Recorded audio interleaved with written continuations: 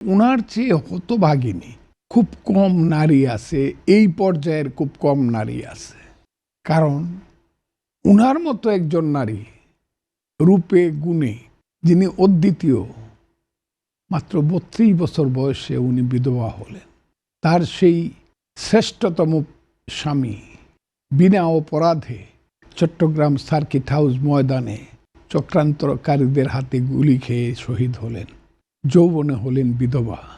তারপরে তার জীবনে দেখতে হলো নিজেকে সবচেয়ে ভারী একটি লাশ, যে লাশটা মায়ের সামনে সন্তানের লাশ, এবং এত ওজন মায়ের সামনে সন্তানের লাশের। স্যান্ডেলিনা সো, রূপচর্চায় আভিজাত্য। ওজনের কোনো পরিমাপ হয় না।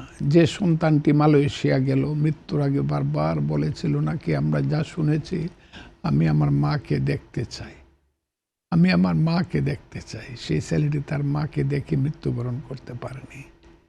এই দুর্ভাগ্য নিয়ে তাকে মৃত্যু পর্যন্ত বাঁচতে হয়েছে। আরেকটা দুর্ভাগ্য হলো ৮ সন থেকে ২৪ সন পর্যন্ত এই ১৬টি বছর তার প্রিয় সন্তান জনাব তারেক রহমান, তার প্রিয় নাতনি জাইমা, তার পুত্রবধূ জুবাইদা খাতুন সহ বছরের পর বছর একাকিত্বে ভুগতে হয়েছে তাকে। যদিও কোটি কোটি মানুষ তার পিছনে ছিল, কিন্তু উনি ছিলেন একাকী। পারিবারিক জীবনে উনি ছিলেন একাকী, এবং এটিকে সহ্য করে সমস্ত বাংলাদেশকে তার পরিবারে তিনি রূপান্তরিত করেছিলেন।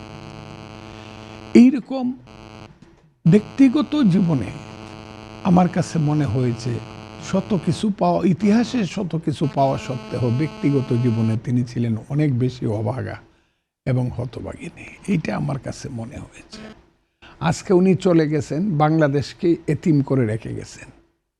উনার মুখের একটি কথা, খুব স্বল্প কথা বলতেন, কিন্তু কথাগুলো ছিল হিমালয়ের মতো ভারী, এবং মানুষের গণতন্ত্রের জন্য গণতন্ত্রের পক্ষে ওনার যে আন্দোলনের কথা, সেই কথা কোনোদিন হারিয়ে যাবে না। এখন আর এই কথা বলার লোক রইল না। যদিও আমাদের নেতা জনাব তারেক রহমান আছেন, উনি শহীদ প্রেসিডেন্ট জিয়াউর রহমানের সন্তান, দেশনেত্রীর সন্তান। আমার বিশ্বাস উনি দেশকে সঠিক পথে পরিচালনা করতে পারবেন।